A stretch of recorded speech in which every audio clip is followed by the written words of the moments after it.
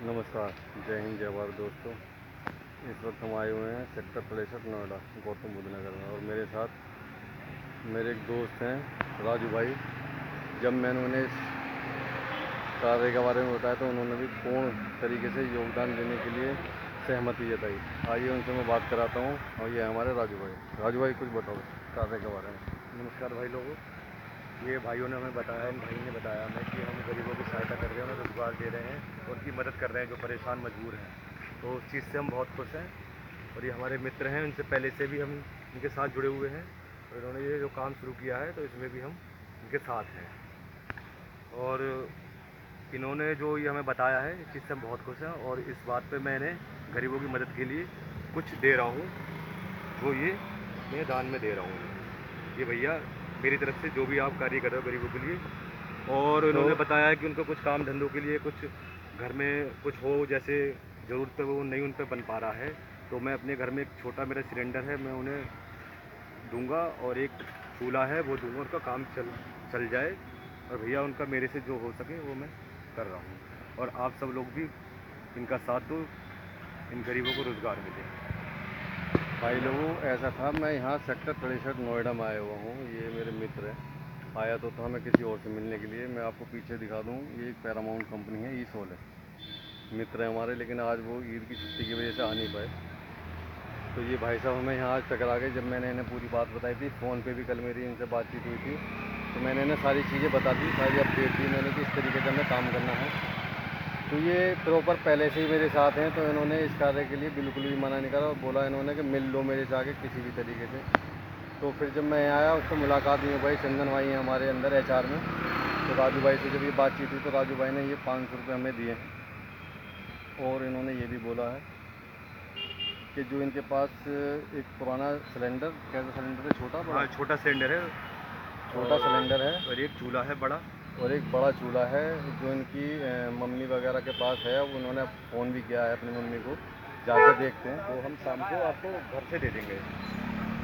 तो इन्होंने बोला है शाम को घर से दे देंगे, और हो सकता है अभी छुट्टी भी इन्होंने कर ली है। अब ये बता रहे हैं मैं साथ में चलने के लिए तैयार हूँ। मैंने इन्हें पूरी चीज़ बताई थी। एक हमारा मित्र है, काफ़ी पुराना मित्र है, कल भी मैंने उस बारे में चर्चा की थी।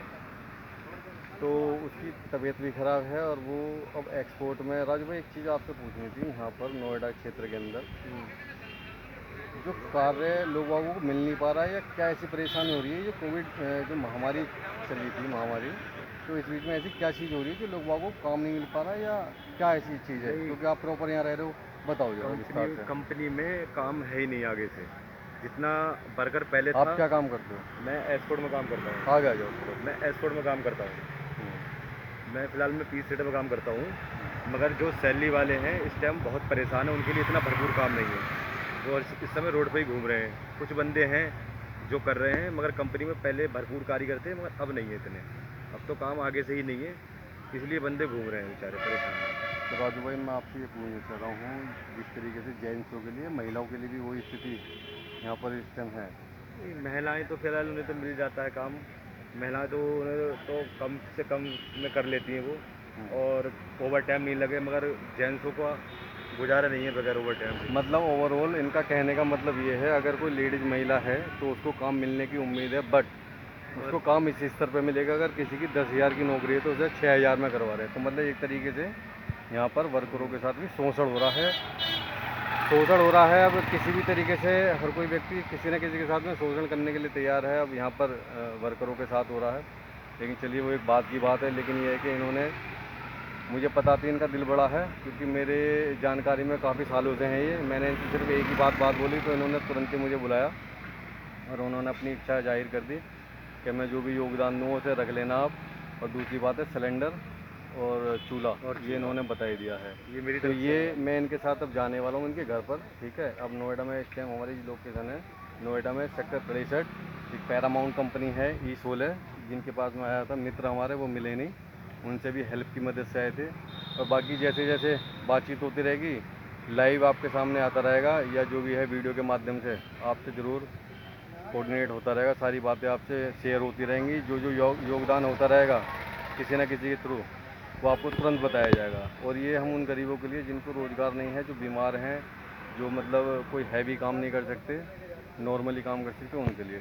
ठीक है, जय हिंद जय भारत।